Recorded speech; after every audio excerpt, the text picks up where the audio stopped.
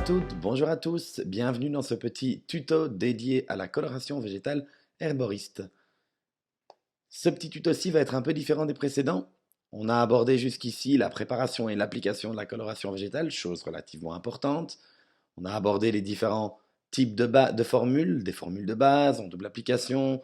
On a abordé plein de choses différentes. Ici, on ne va pas parler de formules, on va parler de temps de pause et de laver ou pas laver sa couleur.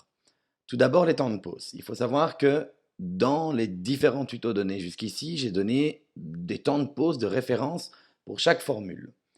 À vous, à chaque fois, d'adapter un tout petit peu ces temps de pause. En coloration végétale, le temps de pause a beaucoup d'importance. Plus vous laisserez poser, plus la couleur aura tendance à prendre.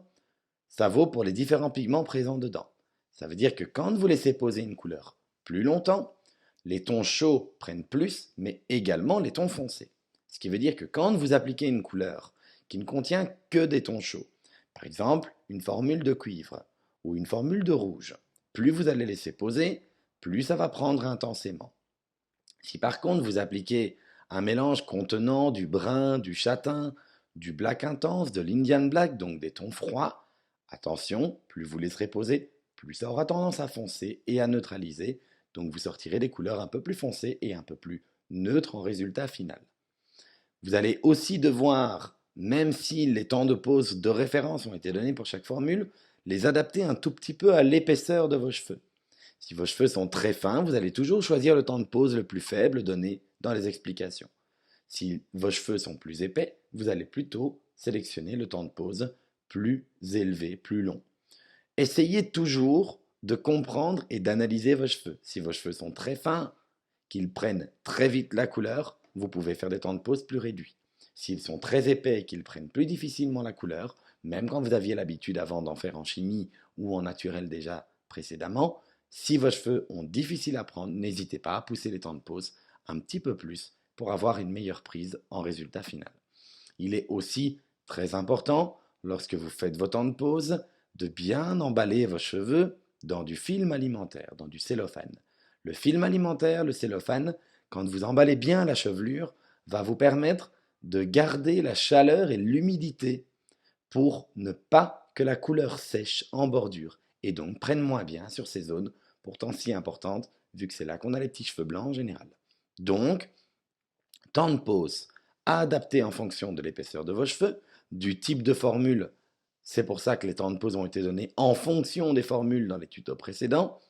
Et il est bien important de toujours les emballer dans le film alimentaire pour être sûr de maintenir la chaleur, mais surtout l'humidité et éviter le séchage du produit en bordure. On va maintenant aborder le sujet laver ou pas laver. C'est un sujet qui est énormément abordé sur Internet. Certains disent qu'il faut laver la couleur végétale, d'autres, nombre d'entre vous disent non, non, il ne faut jamais laver la couleur végétale. Oui et non, tout le monde a raison et tout le monde a tort. Je vous donne quelques mots d'explication bien précis pour que vous sachiez quoi faire, à quel moment. Quand vous ferez vos couleurs à la maison, quelle que soit la formule que vous choisissiez, ce qu'il faut, c'est comprendre cette formule. Si vous faites une formule de ton clair, du blond, du miel, du cuivre ou de ton vif, comme du cuivre intense, du rouge, toutes ces couleurs qui vont être dans le reflet maximal ou dans la clarté. Dans ces cas-là, vous lavez quand vous avez terminé. Vous rincez vos cheveux, vous rincez le paquet de couleurs et vous lavez abondamment avec le shampoing Sensity ou encore le Daily Clean.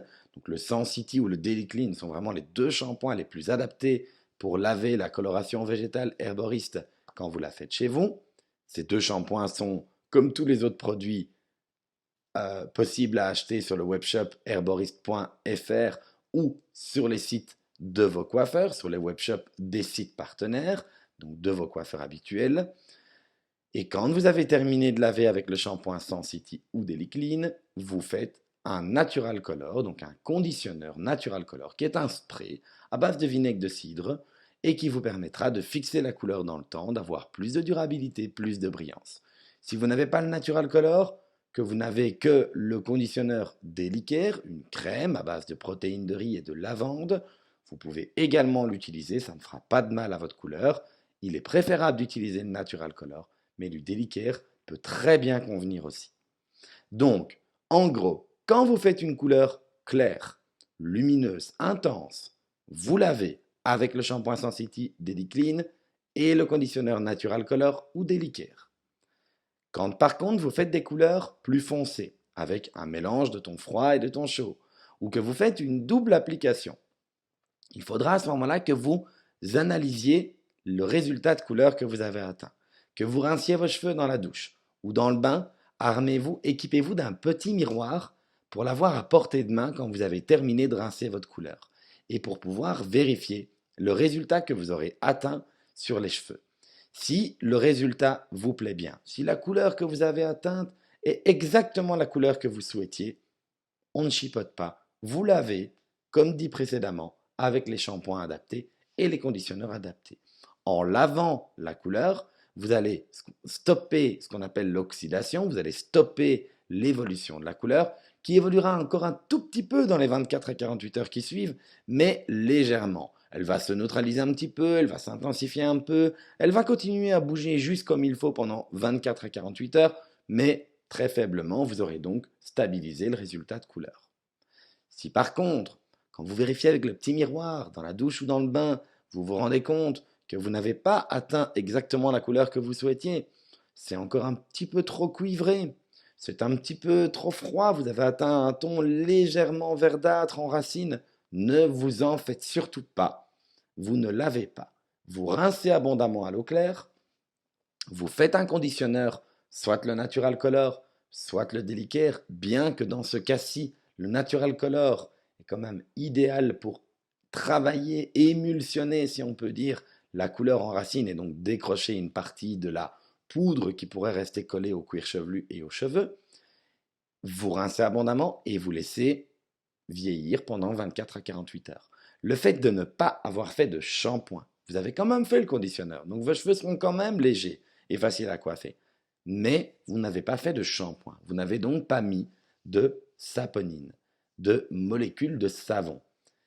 Grâce au fait que vous n'avez pas mis de shampoing, vous allez laisser le pouvoir d'oxydation optimal agir pendant 24 à 48 heures. Ce fameux pouvoir d'oxydation, c'est ce dont j'ai parlé brièvement juste avant, c'est l'évolution de la couleur dans les 24 à 48 heures.